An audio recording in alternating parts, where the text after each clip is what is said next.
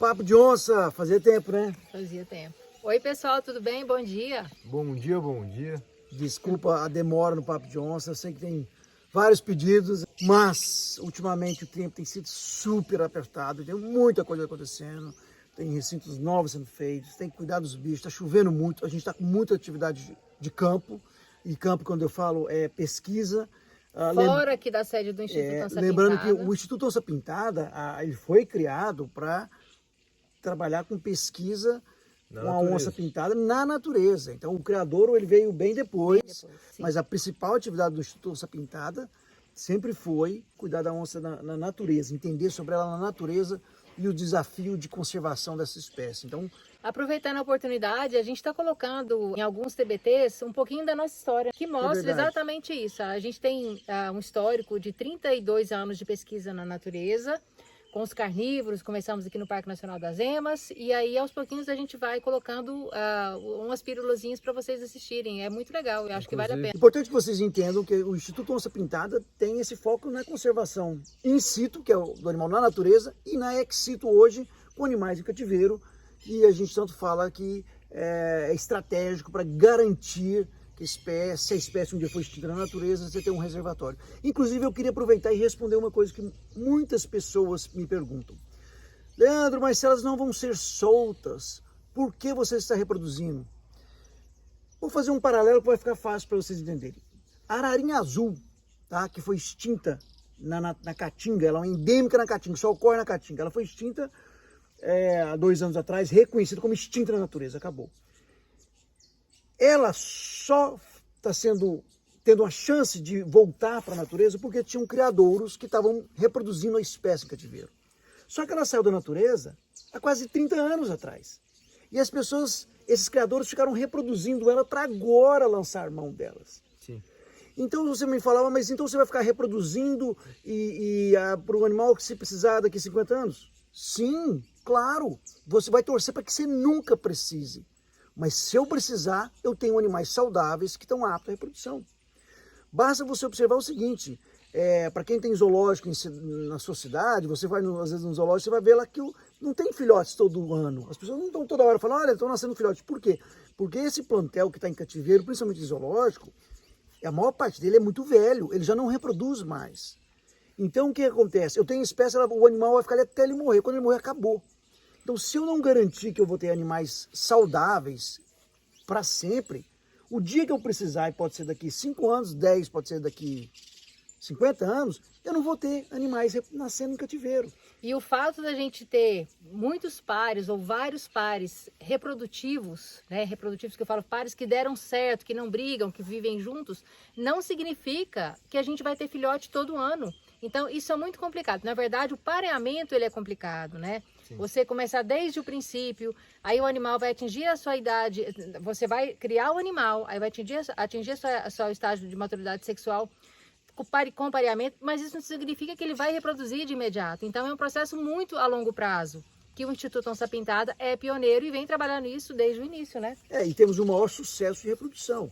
Então, mas isso levou muito tempo, muita dedicação. E nem todos os casais reproduzem. Exatamente. Né? Então, isso não é tão simples assim. Como conservacionistas que nós somos e visamos a garantir essa espécie na natureza, a gente tem que usar uma coerência técnica, que é o seguinte. Se eu sei que a gente perde no mínimo entre 1.500, 2.000 onças pintadas por ano, todo ano são mortas, eu tenho que primeiro resolver esse problema. Então o desafio é como evitar que órfãos saiam da natureza e não ficar soltando um a um. Entendeu? Não faz sentido. Soltar onça é muito caro. Não é só abrir uma jaula e soltar. Primeiro, o ICMBio exige uma série de estudos que tem que ser feito na área.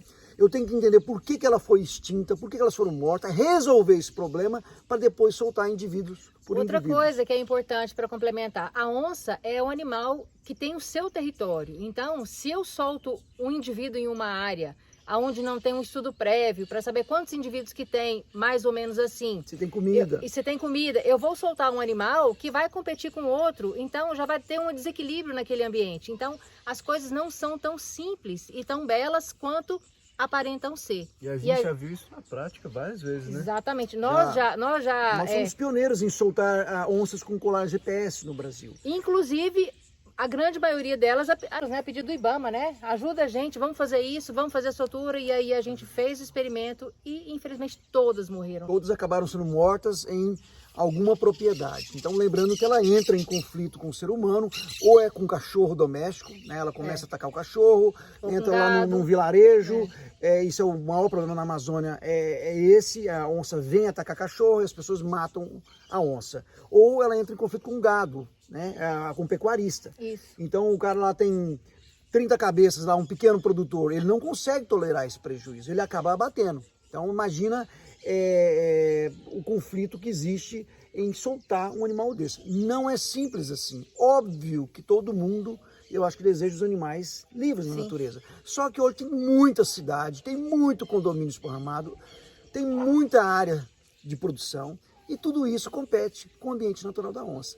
Então, obviamente, gente, que não é simples assim. Se fosse simples assim, estava sendo feito o tempo todo, isso não era nem uma pauta de preocupação.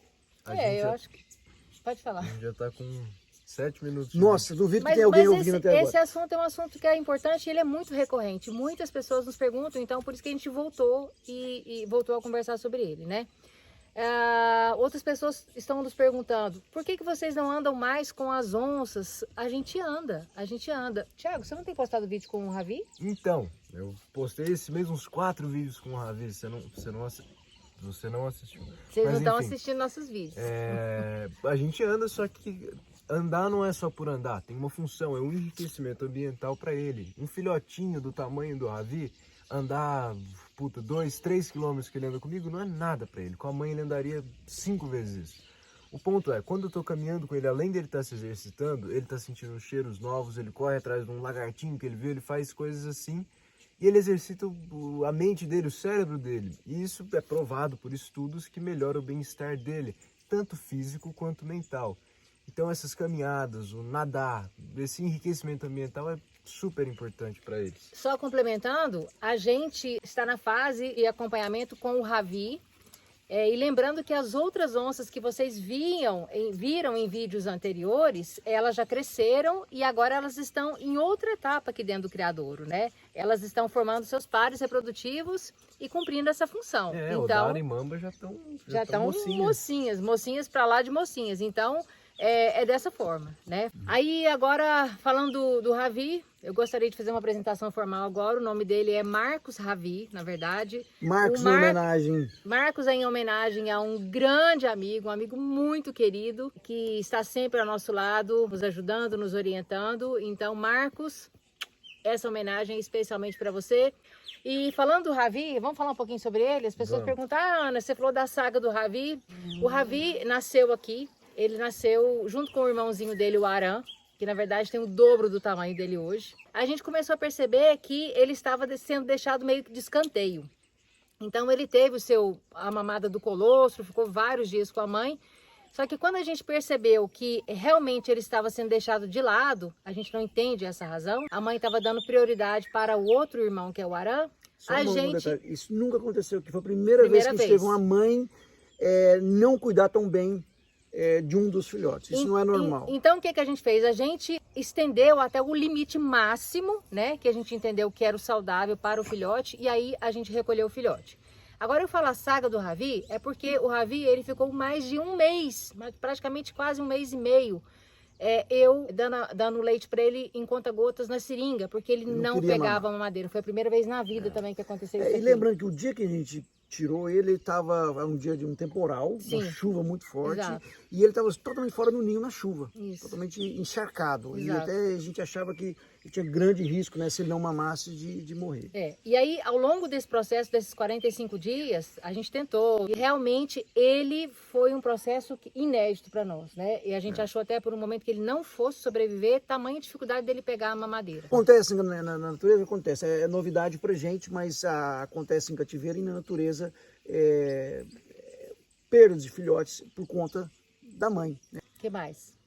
Vamos fazer nesse Papo de Onça 2 agradecimentos especiais. A gente gostaria de agradecer a Pinheiro Neto, esse escritório de advocacia maravilhoso, dos melhores e maiores do Brasil, principalmente no nome do Marcos Ladeira, nosso advogado querido e amigo. Pinheiro Neto, muito obrigado pela assistência, pela assessoria jurídica que vocês provêm para o Instituto. E Maravilhoso. toda a equipe do Marcos, né? Toda a equipe, Todos não os é só a parceiros pessoa, lá nossos. tudo é equipe, né? Eles são super Maravilhosos. incríveis, né? Uma equipe incrível. GBR em comunicação, em nome do Kleber, né? Que inclusive já esteve aqui no Instituto, já conheceu o nosso trabalho de mais perto. Muito obrigado, GBR, Kleber, por toda a assistência, assessoria que vocês dão pra gente. Aos nossos seguidores, né, que são tão Nossa. carinhosos. Gente, a gente recebe cada mensagem mais linda que eu leio todas, não consigo responder, mas eu Por leio exemplo, todas. A né? gente recebeu 3 cartinhas, essas aqui já tem um tempo. A gente chegou a gravar um vídeo sobre elas? Não. Essa Essa aqui é não. sua? Essa é a minha? Não, não é minha, mãe? Essa é a minha. Essa é a minha. Essa Essa é da Micaela, né? Essa é do tio Leandro. Micaela fez pra gente essas cartinhas com uma Fez as pulseirinha. pulseiras. Gente, aqui ó, tio Leandro. Tia Ana. Micaela, filha da Andresa e do Cláudio. Muito obrigado, Micaela, Andresa, Cláudio. Esse tipo de carinho realmente ele é um acalento, dá muita força pra gente continuar nessa missão que é, gente, difícil. Não só, como vocês acompanham no dia a dia, não é trabalho só físico, mas tem muita Desafio, né? desafio de trabalhar com pessoas. Lembrando que onça pintada é uma espécie emblemática, né? Historicamente na nossa cultura ela é emblemática, que muitos adoram, mas muitas têm pavor, muitos querem eliminar porque ela dá prejuízo. E isso é extremamente conflitante, né, para a espécie. Uns querem salvar, outros querem eliminar porque causam prejuízo. Porque as pessoas vivem em relações muito diferentes com essa espécie. Lembrando, a população brasileira hoje 85% está em área urbana, o restante está em área rural. E quem está em rural tem uma convivência muito diferente com a onça de quem está em área urbana. Principalmente aquele cara que vive muito mais próximo, tipo um ribeirinho na Amazônia, ou alguém que tem uma chacrinha que tem 5 vacas de leite. Esse cara tem uma relação com a onça muito mais conflitante do que a gente que está protegido aqui e não tem relação com ela. Esse é um desafio que a gente fala da natureza, né, dos animais que vivem em vida livre, e a gente também tem um desafio diário do nosso criador. Diário, que é um desafio dos animais estarem cuidados, custo de da gente conseguir o recurso para alimentação, para medicamento, para recintos bons. Então tudo é um desafio, né? Então todo dia que a gente acorda, a primeira coisa a gente agradece e aí vamos que vamos, né? A gente não pode desanimar. E a sua mensagem, o seu acompanhar o nosso dia a dia é maravilhoso e a gente sente realmente com as energias renovadas. Então a gente queria agradecer de todo o coração. E esse vídeo já deve estar com uns 15 minutos. Nossa senhora, eu duvido que ficou... Se você ficou até agora, coloca... Ixi. Qual é a palavra? Qual que é a senha dessa vez, Thiago? Aran, ninguém ficou sabendo do Aran, do irmão do Ravi. E Aran. Marcos. E Aran e Marcos. desafio. Como é que escreve Aran? A-R-A-N. Eu achei que era com tio, mas é com M. Se você escrever errado, a gente sabe que você não ficou aqui. Você ficou até aqui. Muito Boa, obrigado. Thiago. Essa é a senha do final. Muito obrigado mais uma vez. Beijo, A gente gente. promete diversificar mais o assunto no próprio Papo de Onça, mas aqui a gente está devendo esse e a gente tinha que fazer, ou fazer Sim. agora ou nunca faz. Esse vai ser Obrigado. um papo de onça mais longo. Bom domingo pra todo mundo.